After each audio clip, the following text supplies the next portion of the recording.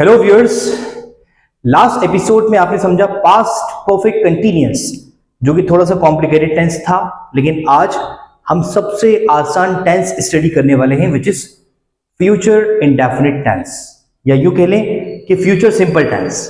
Well, ये tense क्या है? This is about future. आप जब भी अपने प्लान किसी को बताते हैं तो वो फ्यूचर सिंपल में बताते हैं, यानी कि कोई भी काम सिंपली आप फ्यूचर में करोगे वो आप फ्यूचर सिंपल में बताओगे। इसमें कॉम्प्लेक्शन नहीं होता, यानी कि मैं कर रहा हूंगा, कर चुकूंगा, करने लग जाऊंगा, करता रहूंगा, ऐसी बातें नहीं आती। यहां पर सिर्फ वो सेंटेंसेस आते हैं जिसमें हम किसी को अपने प्लान बताते हैं, इंटेंशन बताते हैं, या हम ये बताते हैं कि मैं ये काम करूंगा, वो ये करेगा, वो ये करेगी। ऐसी बातें यहां पर बताई जाती हैं।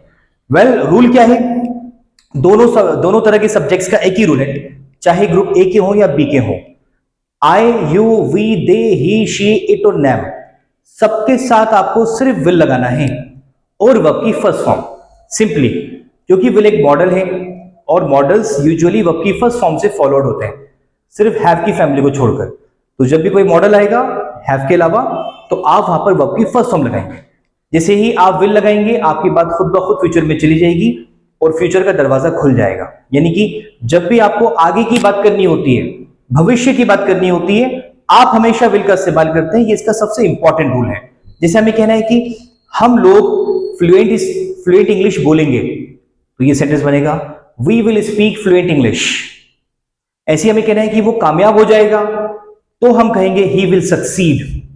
मुझे लगता है कि बारिश होगी, आई थिंक इट विल रैन। वो अपना प्रोजेक्ट कंप्लीट कर लेगी, she will complete her project. वो लोग मैच जीत जाएंगे, they will win the match. अगर यही सारे सेंटेंसेस आपको नेगेटिव में बनाने हैं तो आप सिंपली विल के बाद नॉट लगा दें। अभी आपको डू को लाने की जरूरत नहीं है, पहले से आपके पास विल है, तो विल के बाद ही नॉट लगा दें। और अगर आप चाहें तो दोनों को मर्ज करके वांट भी कर सकते हैं, वो आपकी मर्जी है। ज्यादा कॉमन विल नॉट है ना? अगर आप लेकिन फिर भी थोड़ी स्टाइलिश लैंग्वेज बोलना चाहते हैं तो आप विल नॉट को मर्ज करके वांट कह देंगे तो ज्यादा बेहतर है। नेटिव स्पीकर्स इसको ज्यादा फॉलो करते हैं। जैसे हमें कहना है कि तुम्हें यकीन नहीं होगा, तो हम कहेंगे यू वॉन्ट बिलीव इट, है ना? वो स्कूल नहीं जाएगा, he want go to school. वो खाना नहीं पकाएगी, she will not make food, या शी विल नॉट कुक। वो सुबह टाइम पर नहीं उठेगा, he will not wake up on time. तो इस तरीके से आप सेंटेंसेस को नेगेटिव में लेकर आप जब भी सवाल बनाएंगे विल को सेंटेंस के बाहर करेंगे, सिंपली आपका सेंटेंस एक सवाल बन जाएगा। और ये सेंटेंसेस हिंदी में क्या से शुरू होते हैं ये आपको अच्छे से पता है। इनके जवाब या तो हाँ में आएंगे या ना में आएंगे। जैसे कि क्या आप चाय लोगे, तो विल यू टेक टी।